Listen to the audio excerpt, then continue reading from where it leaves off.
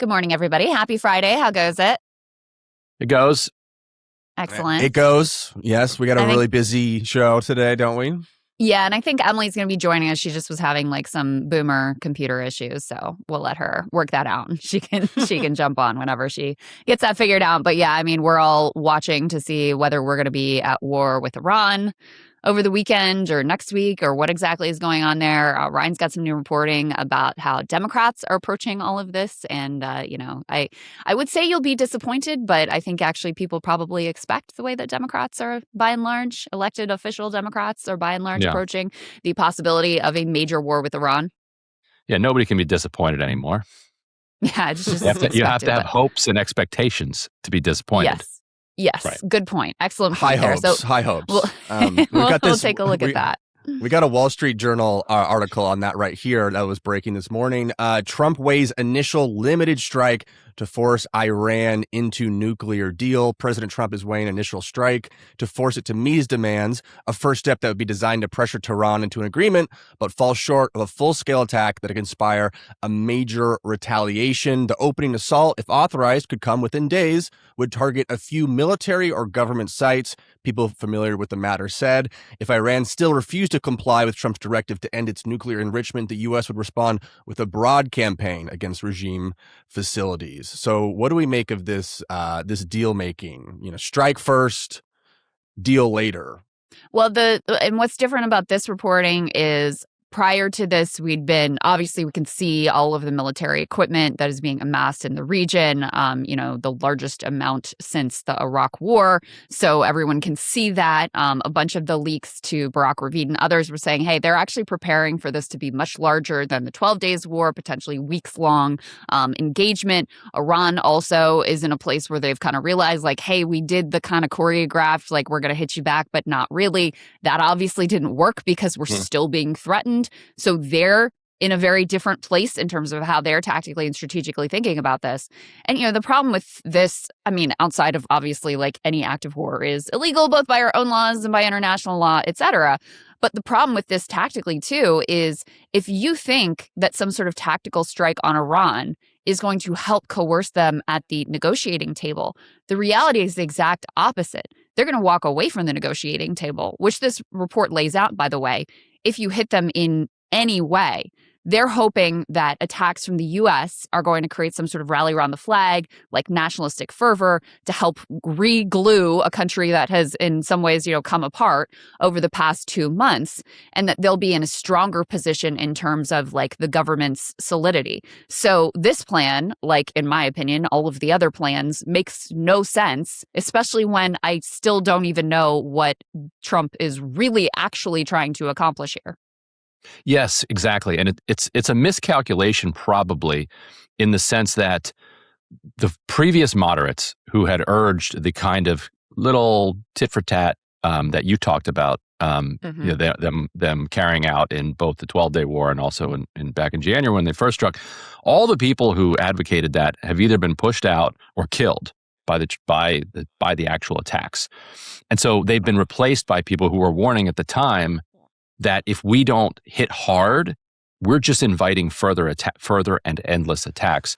So if Trump comes in with what he thinks is like a little gentle tap to like nudge them at the negotiating table, which is like just an absurd concept to begin with. But let's say that Trump tries that.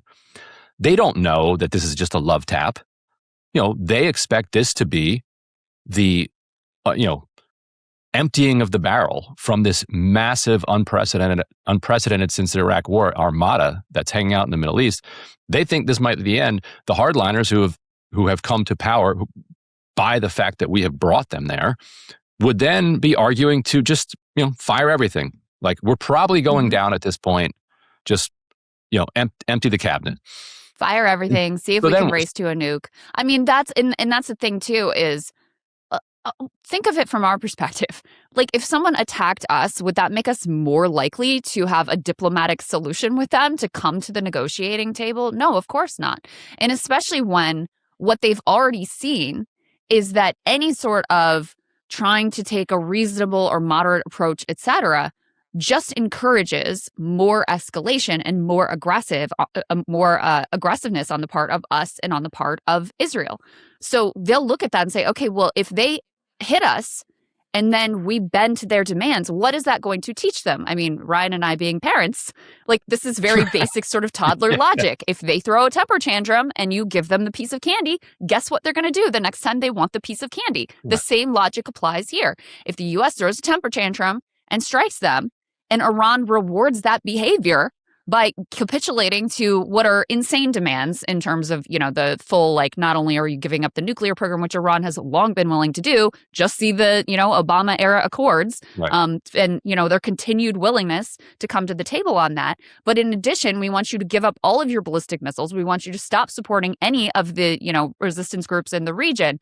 None of this is really, feasible if you want to maintain any sort of projection of power, if you want to be a sovereign nation whatsoever. Otherwise, you're just a complete sitting duck. So in any case, if you reward this war-like behavior and give into any of those demands, then guess what? That is going to encourage more attacks from the U.S. and from Israel. So I think that's how they're thinking about it. There's also a piece in this, I can't remember if I don't think it's in this article. I think it's in a Financial Times report about the way that Iran is thinking about this.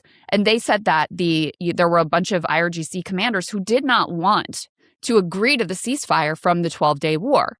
And whereas the Western press has painted the 12-day war as just a stunning victory for the U.S. and for Israel, it's not seen that way internally in Iran. From their perspective, they're like, yeah, you hit us hard. You were able to take out a lot of people, infrastructure, et cetera. But at the end of the day, y'all were the ones who came to us wanting a ceasefire. And again, to Ryan's points about, the moderates versus the more hardline approach, the hardliners said we shouldn't agree to the ceasefire. We should continue hitting them. We should extract some more pain and assert ourselves more, because otherwise they're just going to come back and attack us again. And guess what? They've been completely vindicated. The hardliners have been completely vindicated by the approach and by the continued threats that we're making now. Right, because they could argue right now, and I'm sure that they are arguing internally, if you had listened to us and you had hit Israel for another week or another 2 weeks or another 3 weeks, yeah, we would have taken on more damage, but they were depleted. They were on their back foot. We would have caused them the kind of damage that they're not used to, which would then give them, second thoughts about doing this next time. Now, they're doing it with, many times more American resources in the region. And so it may be possible.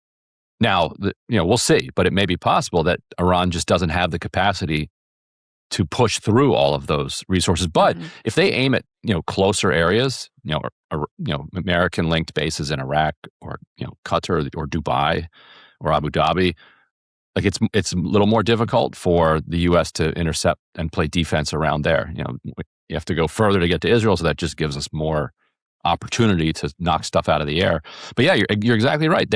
They are saying right now, we told you so. We told you that the only language that the U.S. and Israel understand is violence. Anything else, shows weakness to them. Mm-hmm. Yeah, Ryan, you want to talk about what you guys are reporting out today about the Democratic side of this equation? Tell us about our opposition party. How are they doing? Yeah, opposition party in quotes. You may have noticed that other than a handful of members of Congress, including Ro Khanna, who has teamed up with Thomas Massie to push for a war powers resolution vote, which should come to the floor next week, there's been very little said publicly by Democrats, against this. Even during the Iraq War, you had Democrats that were for it, but you had a lot of Democrats that were, outspokenly against the Iraq War. You're not seeing much of that this time. So back in June, and this is what we'll be reporting later today over at DropSite, if you remember, Trump was kind of feinting that there had been progress in the negotiations and actually, we might not go ahead, and strike Iran. And Chuck Schumer came out with this video mocking him as Taco Trump. Yeah. And this coalition of more than 24 anti-war groups sent a letter saying, Schumer, what are you doing? Like, are you trying to taunt Trump into going to war? Like, don't do, this is not a game. Don't do Taco Trump stuff right here. Like, give him a political off-ramp. Give him the space that if We he support wants the to do a taco. diplomatic pro-taco. solution, eat the taco. Enjoy the taco. Like this is much better than killing like 1,000 plus, or who knows how many you're going to end up killing. It ends up being about 1,200 people, but who knows? It could have been a lot more. And so after that letter was sent, there was then a call with a top foreign policy aide, who, by the way, as we'll report in the story, has taken 2 recent trips to Israel, paid for by AIPAC. So this aide calls one of the lead organizers, and they have a conversation. And she says to him, listen, what you need to understand is that there are many Senate Democrats who believe that Iran needs to be dealt with militarily. But they also understand that this would be catastrophic politically for Democrats. Another war in the Middle East is not something that the Democratic base wants. It's not something that the American public more generally wants. And so they would like Trump to carry it out for them. For these 2 reasons. One, it accomplishes the goal, the policy goal that they have of attacking Iran, but also they think it would be bad for Trump. So his domestic politics would suffer, his base would be split, the issue of Israel would become, and Israeli kind of leverage over Trump would deepen the fissures that already exist within the MAGA coalition. So from the perspective of these Democrats, it is a win-win. Now, she added, Schumer doesn't believe that. Schumer himself, of course, is opposed to these strikes, doesn't want them to happen. But that is the political logic that exists in the caucus that is kind of pushing some of the momentum around how this is messaged publicly.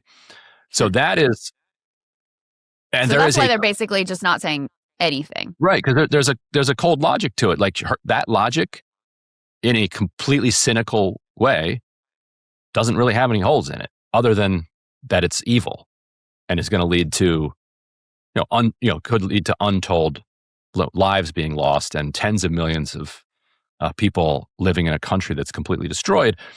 But that doesn't factor into the cost benefit, political calculations. Like, would it be better for the midterms if this happens for Democrats? Probably. And also, a lot of Democrats want it to happen anyway. They just can't. They just know that they don't have the kind of political will or the political support to carry it out. Wow.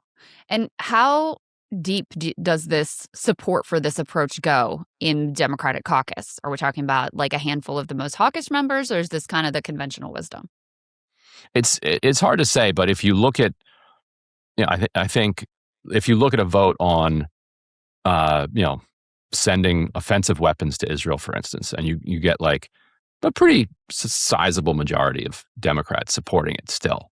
Like, I think that's a pretty useful kind of proxy for how much support there remains for something like this. Which is interesting, Ryan, because that's different. Hi, everyone. That's different than Venezuela, right? Like Dems were not exactly. Like a lot of these Democrats are happy to go to war with Venezuela too. Like they made process complaints. And they'll make process complaints again, and they'll pin it on Trump publicly, but privately, are they actually that upset? I don't think so. Not. I mean, obviously, there's a serious like anti-war base, and they have their representatives in the Senate and the House, but outside of that, there's not a whole lot of squeamishness when it comes to using American power violently around the world.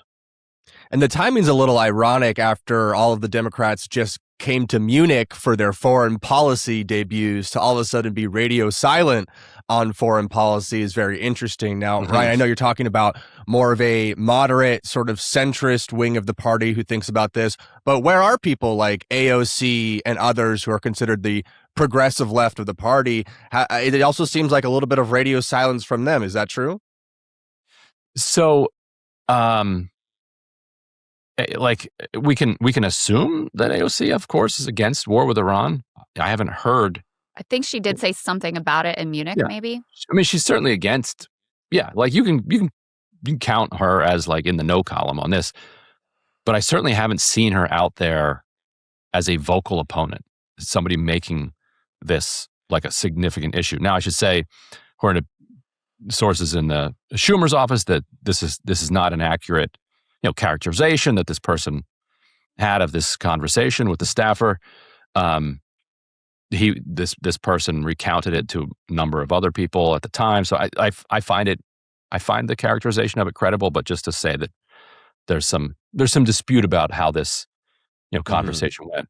But no, you haven't seen much noise from somebody like AOC. Maybe she's preparing something. I don't know, but I haven't seen like a kind of Bernie. Obviously, he's against it. Like, there's no question that they, like, Bernie and AOC are against this, but like, have we heard much? Pushing it hard. Yeah, exactly. Yeah, we haven't seen them leading the charge. And Emily, on your side, now I also feel a little bit of radio silence in the lead up to this one that feels different than the conservative America First noise before the 12-day war. It seemed like there was a lot more pushback, consternation, and anxiety from the right leading up to the strike on Iran's nuclear facilities, whereas now it kind of feels like people are perhaps just kind of given up, or they're just kind of going with the flow. Is Venezuela part of that equation, that people felt like Venezuela was such a win that you now look kind of like a loser or a wimp, and that you should just trust the plan? What's the perspective on that side? I think that's right. And I think there are two things behind it. First is that actually what the government calls Operation Midnight Hammer didn't cause nuclear escalation. And the second point would be that those were strikes on nuclear sites. And what's likely to happen now is strikes on, according to the journal, government buildings, military facilities, that sort of thing. Not a nuclear strike in particular. I think when you're listening to Tucker Carlson ahead of Operation Midnight Hammer, that was a lot of the concern was specifically about striking nuclear sites. So there's that. But also, I think because Midnight Hammer and then Maduro were quick and targeted, as people say, there's just a little bit more, like, people feel like they have maybe some egg on their face, probably. Privately, they'll probably still say, listen, if this, what happens, if there are strikes in the next couple of weeks, then how successful really was, quote unquote, Operation Midnight Hammer? That's an obvious question. Yeah, I thought we got rid of the nukes. Yeah, the goalposts just keep getting shifted. So, yes, but I think people are wary of coming out so hard and saying this will lead to nuclear war. This is almost certain to lead to nuclear escalation. And I think that's a lot of what was happening earlier in June. Still think that was correct, by the way. It didn't turn out that way, but the argument is that the possibility was intolerably high. And just because nobody said it was 100% possibility. Well, maybe somebody did, but most people weren't saying it was 100% possibility. So just because you have 10% or 20% that it won't lead to the end of the world, that's, I'm not sure I'm taking those odds. Yeah. I mean, I don't know if you guys listened to Sagar with Andrew Schultz on this, but he was saying, look, basically the anti-war faction, or the, more restrainist faction within the administration, has been completely cowed. Like, they've been, they've either given up or they're just on board at this point. And the fact that the 12-day war and the Venezuela strikes were seen as these like grand successes has basically led to them keeping their mouth shut. And then the other piece, I think, is, one of the voices, and it's not someone I give a lot of credit to, but one of the voices leading up to the Iran war who was opposed to it was Charlie Kirk. And, he's been killed. He's taken off of the chessboard in terms of someone who had access, who could be pushing some of those messages, and was reticent, at least in the buildup to Iran. So yeah, I think they've been effectively cowed. You hear very little from the America Firsters, who were previously opposed and, love to tout Trump as the anti-war president, blah, blah, blah. Like, those voices are gone. And so you couple that with what Ryan was reporting about the radio silence from much of the quote unquote opposition party, including some of the progressive leaders. You basically got Ro Khanna and Thomas Massie once again out there as the dynamic duo. Like, hey guys, you're supposed to come to Congress. Like, we're not down with this. What's going on? But other than that, we sit on the precipice of a potentially major war. If you just look at the assets in the region, once again, more than we've seen since the Iraq War buildup. We sit on the precipice of this major war, and it feels like everyone's just like, yeah, whatever. We'll see. What are you guys up to this weekend? It's kind of crazy making, you know? And go ahead, Em. Well, I was just going to say, speaking of the chessboard, who else was head of the 12-Day War? It was Marjorie Taylor Greene, Steve Bannon. Yeah. Bannon has been somewhat neutralized by the Epstein stuff. And Marjorie Taylor Greene is no longer in Congress and does not have a good relationship with Donald Trump because she was pushing the administration. She started doing it publicly to focus more on domestic policies and less on foreign policies. And so she's now just back in Georgia. Yeah. Ryan, one last question I have for you, and then we can move on to, it's a good segue to the Epstein class and the latest things that we're learning there is the Ayatollah put out this tweet that was like, hey, you know, this island y'all are talking about, that's just the tip of the iceberg. We got a lot more that we can let you know about if, you know, your crazy president does attack us. You know, how much credence do you put in that? Is that just bluster, or do you think there could be some substance behind it? So the Ayatollah, so Handala is the hacking group that originally got access to Ehud Barak's inbox. It ended up getting leaked to this nonprofit, Distributed Denial of Secrets, which made it available to news organizations, including us. So, and we were able to do, you know, significant amount of our early reporting based on that hack. It is often said that Handala is linked to the Iranian government, or it's never been proven, but it's like one of those things where like all of these, there's like the hacker group that's associated with the US, there's a hacker group that's associated with Russia, there's a hacker group that's associated with the Israelis. This is the one that people think of as like associated with the Iranians. So the Ayatollah like may have been briefed that like they did, if that's true, that they played a role in like getting some of this information out. We also know, according to the warrant that was used to search John Bolton's house, according to that warrant, Iran hacked his AOL account like 3 times. And one of the things, and the reason that they were searching him is that he was keeping, according to this warrant, classified intelligence on his AOL account. Many such cases. It's very easy to hack an AOL account.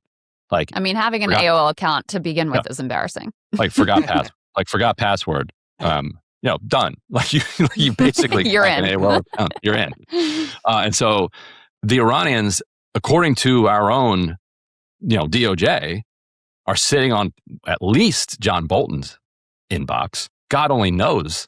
This guy's been involved in every, you know, piece of American shenanigan for decades. Like, God only knows what's in there. So, and what else have they hacked? Like what other, they have claimed to have, you know, all manner of like information about the Israeli government, Israeli politicians,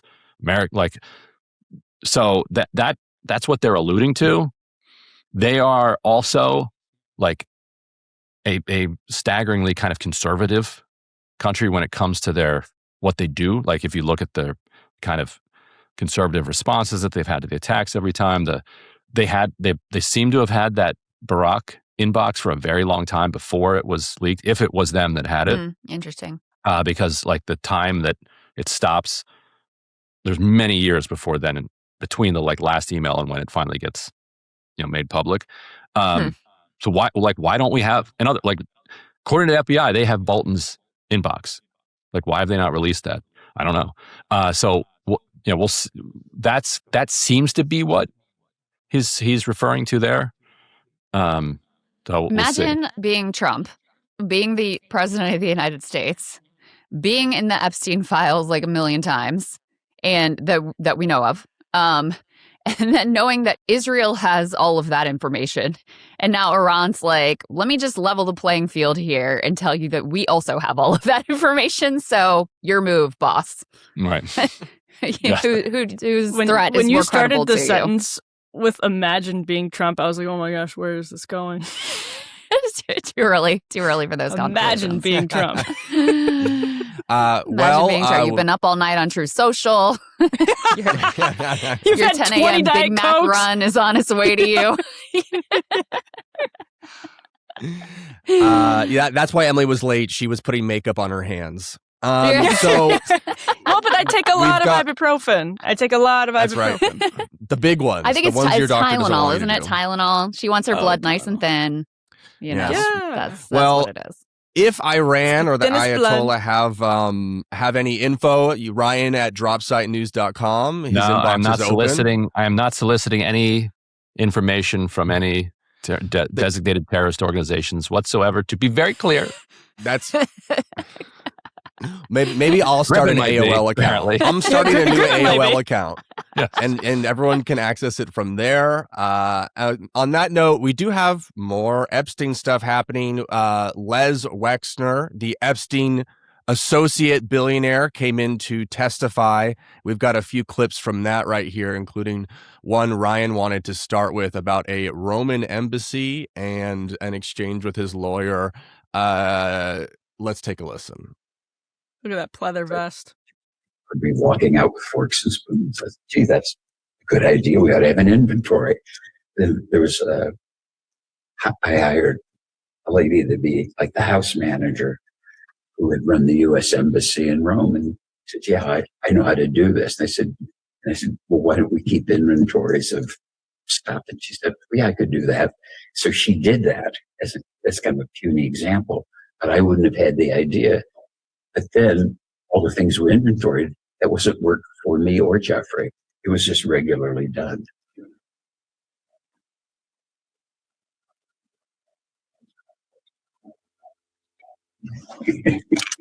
And for those just listening on the podcast, Les Wexner's lawyer leans in and whispers in his ear, I will fucking kill you if you answer another question with more than 5 words. I So sort of that- appreciate yeah. Wexner's response to that too, which is to laugh. Yeah. Yeah. No, Like, let the- you're probably right. Yeah, let this man cook. So that part of it went viral. What a lot of people didn't notice was what led into it. Let's unpack that for a second. If you are somebody who has even dipped your toes in the history of the U.S., post World War II, or even ever seen a Jason Bourne movie, like what happens when you hear the words embassy in Rome? Yeah. Like that is the locus of the CIA's operations when it comes to working with organized crimes, all of its espionage. That's where it projects power to the Middle East. It's work with terrorist organizations. It's work with drug trafficking, arms trafficking. Like that embassy in Rome, that is the hub of like all of it. That is like to hear like alarm bells are going off in everybody's mind who's like, here's the embassy of Rome. So according to Wexner, Jeffrey Epstein had the woman who ran the logistics for the U.S. Embassy in Rome, which is also like, this is the CIA's hub of its operations in this entire region, and moved her to Wexner's mansion to count his forks and knives, to do an inventory of his forks and knives. I see nothing wrong with this. I mean, you're not going to get anybody better at It logistics. just feels like than, anti-Italian bias to me, to be honest with you, Ryan, this whole approach. It's so like, try to think of who is doing logistics and operations for the U.S. Embassy in Rome. Like, this is somebody who is read in on the deepest secrets of U.S. espionage. Like that's the person that Epstein suggested to Wexner run his operation. Yeah. As he's also, as we reported, like moving the CIA's Southern Transport planes, to his operation to transport his apparel around the world. Like it's like they're taunting us. To be honest with you, the fact that Wexner just sort of like naively lays out this piece of information and has to have his life threatened by his lawyer, it does give some credence to his claims like, I'm just kind of an idiot and a rube and very naive, and I had no idea what was going on here fully, at least. Either that, or he's saying, if you keep pushing me, you keep prosecuting me, I might accidentally reveal a lot more. Mm-hmm. So you see it more as a potential sort of like an Easter egg for people who are in the know of like, these are the type of connections that I have, just so you know. So I'm not just this like innocent, bumbling old man. It was the woman who ran the embassy in Rome. That's who we were working with. Yeah, that is like very like only lightly veiled reference to. I don't think it's that intellectual. I think this gives like old man at the retirement home and the kids are coming to visit and he's telling them old stories. Like, I don't think he's that calculated anymore. I mean, maybe he is. But. Maybe. I don't know. But I wish she'd keep cooking. Well, it would explain why we don't. You have the Rothschild one too. Yeah, Emily, I was just going to say with while Wexner, I pull this one up. Yeah, it would just some of it might explain why we never ever hear from Les Wexner, and that like they're utterly terrified that he lacks discipline in legal settings. He's a blabbermouth. Well, I mean, how old is he at this point? Yeah, you know? Yeah. Yeah, I mean, he's clearly in there with his leather vest. He's like, let me tell you about the old days with my buddy Jeff. They're like, don't do that. I love the concept of them. Yeah. They're like, sir, you're being deposed by Congress. What would you like us to pack? Bring me my finest pleather vest. It's interesting to me that you clapped that as pleather, because I feel like that could actually be real leather. It could, but we'll watch this one. I think he killed many animals for that vest. All right, let's check this one from the Rothschilds. Doing personal work for the Rothschild family in France. Well, specifically, I talked to Ellie de Rothschild, and so I mentioned that earlier. So he represented their whole family. So there have been a whole bunch of people. I mean, most of them I never would have met, but I knew Ellie. He would say, like, I'm providing financial advice to the founders of Google. I'm providing financial advice to Jeff Bezos. So this is why I'm like, this guy. Lawyer leaning in again. Yeah. It's like when Sagar starts going off and Crystal just has to do like a Sagar. Crystal, we need like a button that you can press that says, Sagar, if you answer one more I will fucking kill you. with more than 5 words. Yes. I'm gonna fucking kill you. Yeah, I mean, I don't know. The whole thing is very interesting. And again, Dropsite has done some of the best reporting here, because Wexner claimed, we cut off all contact at this certain point. And then you got those, access to those emails. And lo and behold, that was not true. And by the way, the philanthropy that, Wexner's family, like philanthropy, was being run almost completely entirely by Jeffrey Epstein, was one of the largest funders of Zionist causes, by the way. And long after the supposed contact is cut off, they're still saying, hey, what does Jeff think about this? What does Jeff want to do with X and Y and Z? And the other thing that is very revealing in terms of trying to figure out, okay, is this just some like really stupid rube of an old man who was completely, bamboozled and had his money stolen by Jeffrey Epstein, which is the story he and his lawyers are trying to put forward?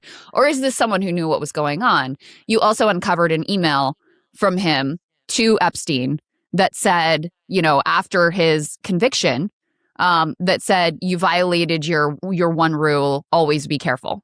And Epstein replies to him, still there's no excuse.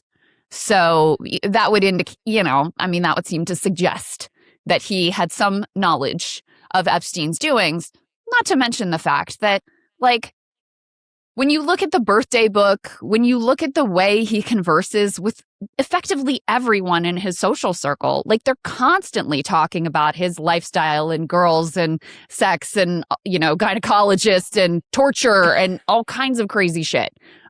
So it certainly gives the impression of, if you knew this guy, you knew something of what he was all about. Yeah, exactly. And he knew him since the 80s, like, is what we're learning, like, a much longer relationship than we understood.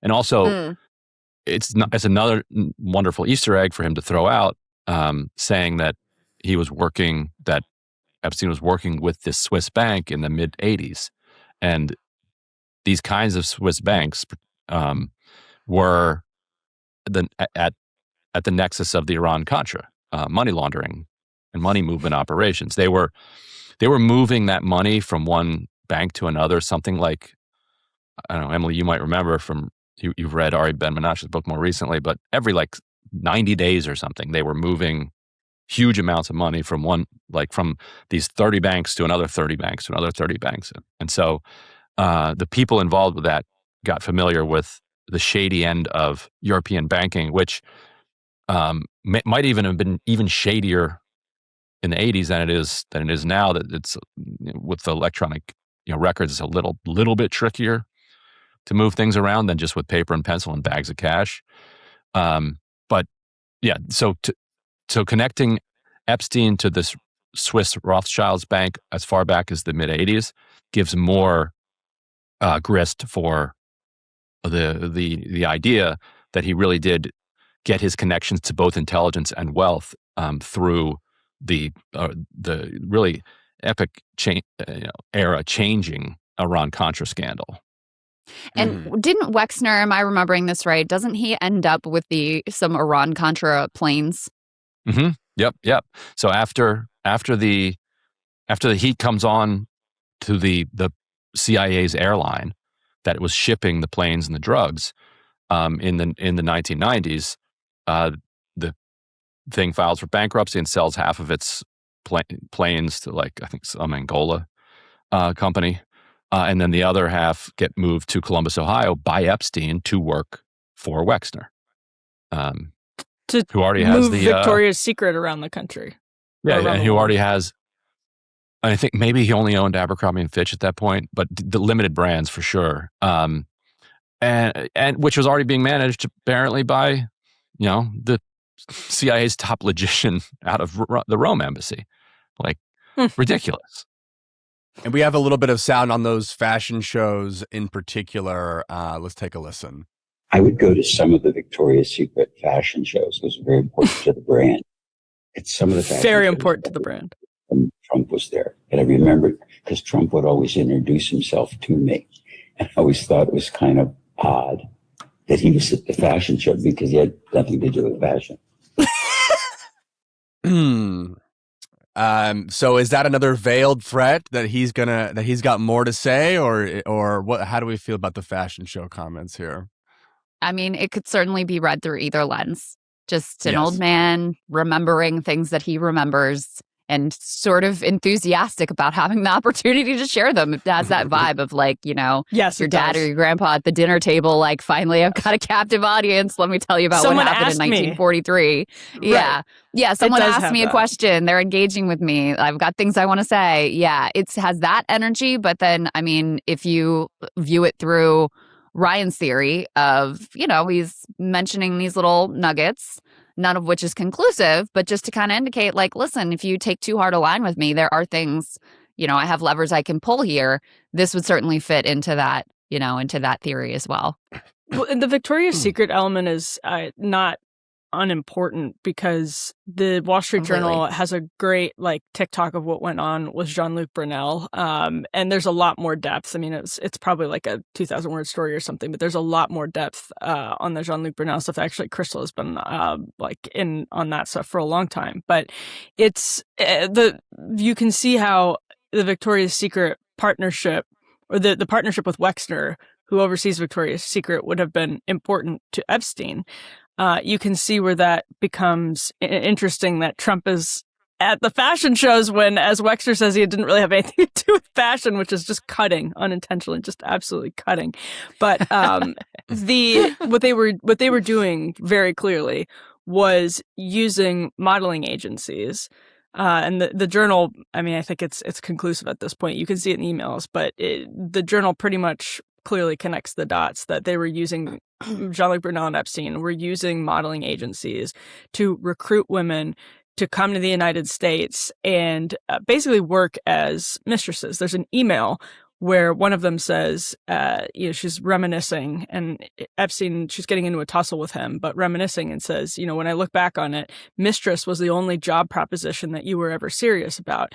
Having my pictures taken with Bill Gates and Woody Allen, it's nice, but it's not going to help me get a job. And so that really puts it, I think, in that's a pretty good picture of what was happening. It's one example, but that's a pretty good example of what was happening across the board. So Wexner, the question then for me, and I don't know if Ryan or anyone else has thoughts on this, chicken or egg, is Wexner CIA and then Victoria's Secret, or is he Victoria's Secret and then CIA or another intel agency?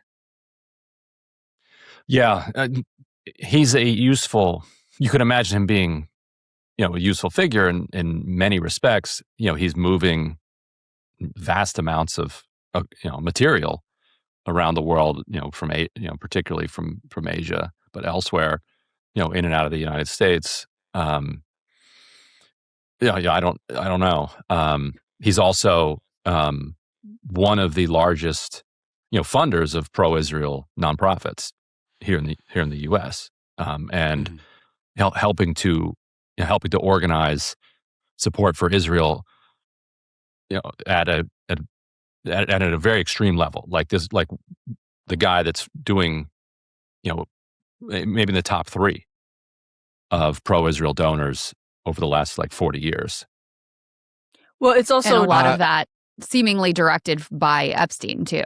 Yeah, literally. And it's also, this is Cold War, right after the Cold War, and Jean-Luc Brunel, Epstein and it goes into the last 10 years before they died, but they're bringing a lot of Eastern European women over. And so that's with Wexner having Victoria's Secret models, you have this international group of hot women moving around the world. You can see how that also can come into potential intel capacity as well, unfortunately. Yeah, absolutely. Yeah, that's true. Well, and we know Epstein used his connection with Victoria's Secret, when he was personally approached, he would say, I'm close with Naomi Campbell. He would hold himself out as an actual representative of Victoria's Secret to try to, cultivate young women, potentially girls, around the world. And so Wexner, that's why this guy is so important. I mean, people who watch the show probably already know this, but not only does he have all of this money and hands over power of attorney to Jeffrey Epstein. This is the first place where you can really, sink your teeth into, okay, this is where Epstein got a lot of funds from this Wexner character. And then he has also the modeling angle with Victoria's Secret. And then there's all these, the Rome embassy and the Iran-Contra planes and all of these things that are very eyebrow raising about what other connections he may have had. All right. Well, we've got a guest waiting in the lobby here. Why don't we let her in and see what's going on with her? All right, guys. So we're very excited to have another candidate joining us this morning. So this is Julie Gonzales. She's a state senator in Colorado, and she is challenging Colorado Democratic Senator John Hickenlooper in the Democratic primary. Welcome, State Senator Julie Gonzales. Great to have you. Thank you so much for the opportunity. Great to be here with y'all. Yeah, of course. So just tell us why you decided to jump into this race. Look, I think like a lot of Coloradans and a lot of Americans, that we are sick and tired of go along to get along politics. And what I mean by that is our Democrats who are telling us, if only there was something that we could do in the midst of our descent into fascism, and then at the same time going and voting for those very Trump nominees. John Hickenlooper has always been a centrist incrementalist and has voted for not 1, not 2, but 10 different Trump nominees in the midst of the second Trump administration. Y'all make it make sense. At the same time, in the Colorado legislature, we have been doing the work in order to protect Coloradans, whether that's defending and advancing reproductive freedom, passing the Colorado Voting Rights Act, and ensuring that when ICE agents trample on our Constitution, that there are remedies and penalties in place. And so we have done the work, and yet those victories end at the state line when we don't also have a fighter in Washington, D.C. fighting for those same values. And the real question is, yes, we do absolutely need to go and flip red seats blue to build a governing majority. And at the same time, we got to really start asking ourselves, as the Democratic Party, let's look at the caliber of leaders that we're sending to DC from the safe blue states. And that's why I'm stepping up to run. Give people a little bit of a sense of your background before you were state senator, the work that you probably still continue to do. What is your background? What brought you to politics to start with? Certainly. My family goes back in Colorado generations. We are the types of Chicanos down in southern Colorado, northern New Mexico, who we didn't cross the border crossed us. And when I went to Yale for my undergraduate degree, I learned there about power, that if you don't have institutional power, if you don't have a bajillion-dollar endowment or tremendous access to wealth, the way that you earn concrete wins is by organizing people. And so I've done that work since I graduated college. In 2005, I've been in Colorado organizing on affordable housing, educational justice, and immigrant rights. When Donald Trump came down that golden escalator down in 2015, those of us who had been in the immigrant rights movement knew that his candidacy was viable. And even when a lot of our establishment Democrat colleagues were saying, no, don't worry, there's nothing to see here, we got involved and organized. And after he won in 2016, I then stepped up and was part of that blue wave during that first midterm election that achieved a Democratic trifecta here in our state legislature. I've been proud of the work that we've been able to accomplish since. Obviously, you come from the immigrant rights advocacy issue near and dear to your heart. You know, there's a national debate on the Democratic side about what the future of ICE should be. You know, are you in the reform camp or are you in the abolish camp? Look, I actually, when my family when I was growing up, my dad managed ranches. And when I was 10 years old, my dad got a job managing a ranch in deep, deep South Texas. And so we moved there in the summer of 93. And in the summer of 94, in January of 1994, NAFTA was enacted. And so middle school me actually witnessed the real beginnings of the militarization of the U.S.-Mexico border growing up down in deep South Texas. I've now seen, right, I went to my very first DREAM Act rally in August of 2001, and the DREAM Act is now old enough to get a beer, and we still haven't passed it. And ICE is younger than the DREAM Act. So for those who say, oh no, let's just go and reform ICE, let's just go and add some additional training and body cams.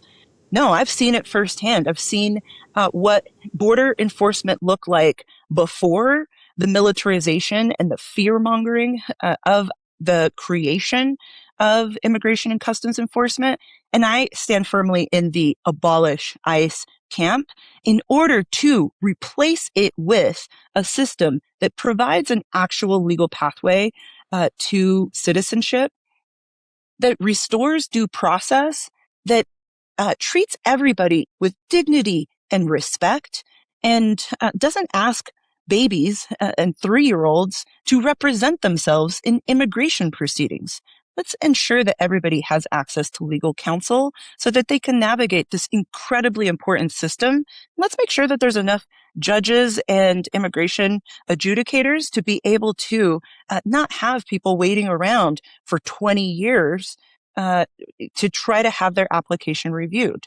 But right now, our immigration system is broken, and too many Democrats for far too long have gone and played political football with people's lives. And that's on both the Democratic side and the Republican side. And I was going to pick up on one of those points, too. You mentioned due process. Colorado is one of the places for all of the nonsense that's been spewed about Tren de Aragua that actually really did have a serious situation with Tren de Aragua. I think it was in Aurora. And President Trump picked up on it and all of that. So I imagine, even Democratic Coloradans were upset with some of what was happening. So I imagine voters will want to hear you talk about if ICE is gone or if there's no cooperation with ICE, what does a orderly law enforcement system look like for people who are taking advantage of the country's immigration laws? How would you answer that question? Absolutely. Look, we have always wanted to ensure that in a moment of crisis, that you are able, anybody, whether you are, I don't care where you were born or how long you've been here, that in a moment of crisis that you can feel safe to call 911 and ask for help. But what we've seen is when local law enforcement is also doing ICE's job for them, that fear prevents entire segments of community who are either immigrants or live in mixed status families or have mixed status neighbors. They then don't have that trust in local law enforcement.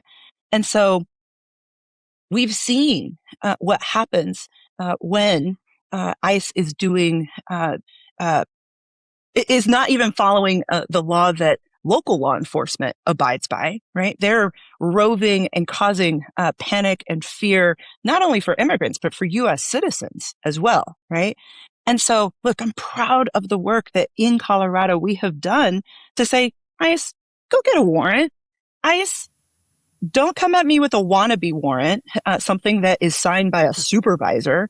Go actually and follow the due process that every other law enforcement agency in the United States has to abide by, which is judicial review. Go talk to a lawyer. Go get a warrant. And then, absolutely, we will comply with said judicial orders. But what we have seen take place is fear-mongering and scapegoating of communities against one another. The whole Tren de Aragua situation that took place in Aurora was put forward as a red herring by a slumlord who actually owed a whole bunch of was involved in a whole series of legal problems in Aurora, and those fear-mongering local elected city council members in Aurora were just booted out in this last November's election. Donald Trump's entire mass deportation effort, he named Operation Aurora after our community here in Colorado. But those local elected officials who were a part of building that false narrative were all booted out in a sweep this past November, which I think really demonstrates the extent to which Coloradans are sick and tired of the fear-mongering. They actually just want to be safe, and Donald Trump and his mass deportation agenda ain't achieving safety at all. I'm also curious what it's like in today's media environment to try to go from the state legislature to the Senate. Like how are you going about getting your message out? Hickenlooper obviously has huge name ID across the state, and he's got good relationships with all of the local TV stations, I'm sure the Denver Post or whatever else. But where do voters, particularly ones who vote in the primary, where are they getting their information, and how are you reaching them? And have you found how's the fundraising going in order to reach them going? Absolutely. It's been very fascinating. I would say in this moment, the disconnect between the establishment and the base. And we have some real soul searching to do as, I'd say loosely, Team Blue. We've got to decide whether or not we are going to continue to be beholden to the corporate interests and the corporate lobbyists who say, ooh, not too much. Ooh, can't do that. If only there was something we could do. Turns out, actually, we can have nice things if we're willing to fight for them. And what we have seen in the in the wake of Donald Trump's second election has been an incredible grassroots movement that has been energized and activated to stand up to say no kings in this country. Dems, do your job, and let's go and build the governing majority that will defeat this MAGA extremism once and for all. Look, I'm not handpicked by Chuck Schumer. It's fine. I wasn't voluntold to step up and run for this seat. And, but I stepped up after seeing not only those election victories in Aurora and in school boards and city councils across the state, booting out MAGA extremists who were trying to ban books instead of, opening libraries and, better funding our local schools. And there is a real energy in our state to actually elect someone who is willing to stand on the values of ensuring that we are fighting for an economy that works for everyday people and not just for the billionaires. And so, look, I'm not going to outraise John Hickenlooper, but that's never been the goal. We're always going to do the work to outwork him and out-organize him. So, Julie, you mentioned Chuck Schumer. We reported on a New York Times focus group this week where a lot of voters were talking about wanting a progressive instead of a moderate. They called the party weak, paralyzed, useless. Where do you fit in that Dem Tea Party? Do you believe that Chuck Schumer and Hakeem Jeffries should step down or not be in leadership of the Democratic Party? Look, Chuck Schumer would not earn my vote in for Democratic leader of the U.S. Senate Democratic Caucus. I think that also given Senator Klobuchar's shift to run for governor and Senator Durbin's retirement, that there's a real opportunity for an entire new generation of Senate Democratic leadership. And I think that it is time for us to think differently about how we go and organize our base. You don't negotiate with you don't negotiate with terrorists. You don't give in to bullies.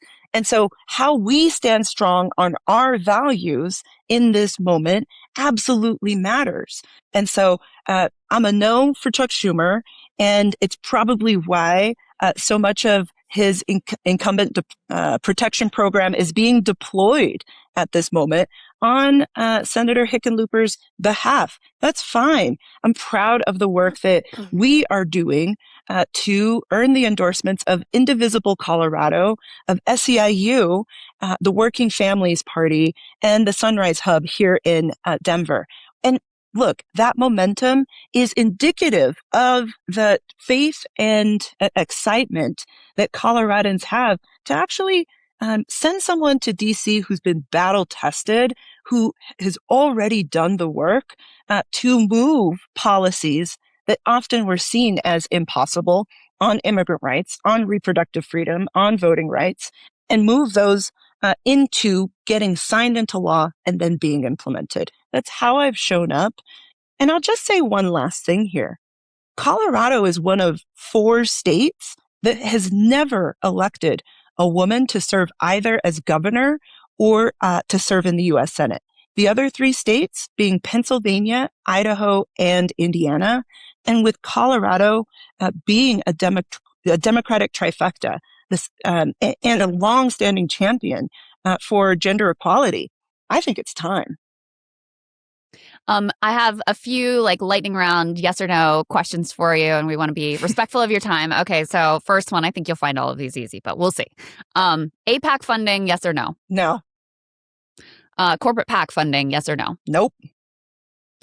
Tax the billionaires, yes or no? Absolutely. And last one, do you support Bernie Sanders' legislation to pause data center construction for AI? Absolutely, 100%. All right. Well, anybody else got another cue, or should we let Senator Gonzales get back to her busy day? I'm sure. Actually, it's pretty early there, is it not? Is it not? Yeah, it's 8 a.m. over here. Well, one of the things that I think is very interesting about your race is, and Ryan could probably speak to this better than me, but it seems to me that Colorado, it's not that long ago, Colorado was a swing state. It's obviously become a very solidly Democratic state. And yet you still have quite conservative Democratic leadership between Hickenlooper, Bennett, and then Governor Polis. Seems to me to be a big disconnect between where the base of the party in Colorado is and the leadership that they're representing, which is why I find your race, particularly interesting one to watch. So let people know where they can follow you and support you if they're so inclined. Absolutely. Look, what is clear in this moment is that no one is coming to save us but us, and that we are the ones that we have been waiting for. And so if you're sick and tired of having to vote for someone who doesn't align with your values, that's why primaries matter. And the Republican Party in this state is trying to right now out extreme themselves, moving further and further and further to the right. And so the question really now in this moment is, who do you want to control your life? Do you want the insurance executives, the ICE thugs? Do you want the corporate lobbyists to control your lives? Or do you want people to have been listening to the people who too often have been either taken for granted or forgotten altogether by people in power, actually making decisions? That's how I show up to this work, and it's why I believe that we will win in Colorado. In order to get involved with the campaign, hit us up on social media. I'm at Senadora Julie on all of the socials. I'm currently the only Latina in the state Senate here in Colorado. If elected to the U.S. Senate, I'd increase the number of Latinas in the U.S. Senate by 100%. The first and only Latina ever to serve, Catherine Cortez Masto out of Nevada, right? And so in these times, we can have nice things if we're willing to fight for them. Hit me up at julieforcolorado.com in order to learn more about the campaign and get involved. All right. Thank you, Julie. And we'll leave a link in the description of the video. Have a great day. Okay, that was Julie Gonzales in Colorado. I forgot to add my lightning round question. Are aliens real? In honor of the Obama interview. But I thought about making that joke. We'll leave that one alone. Gotta ask her after she has access. That's right. She would be on that. That's true. They don't tell state legislators. No. Mm-hmm. You're right. But then you got to be very careful about revealing classified information, according to President Trump. Absolutely. Yeah, do we have that? Are we talking about that in the premium half? We're hiding all the classified info behind the premium paywall here. So if you want to see that and more, breakingpoints.com to see the full Friday shows. You can sign up for a monthly or yearly subscription there and help support our journalism. And we will see everyone else on the second half right now. Hey, if you like that video, hit the like button or leave a comment below. It really helps get the show to more people. And if you'd like to get the full show ad-free and in your inbox every morning, you can sign up at breakingpoints.com. That's right. Get the full show, help support the future of independent media at breakingpoints.com.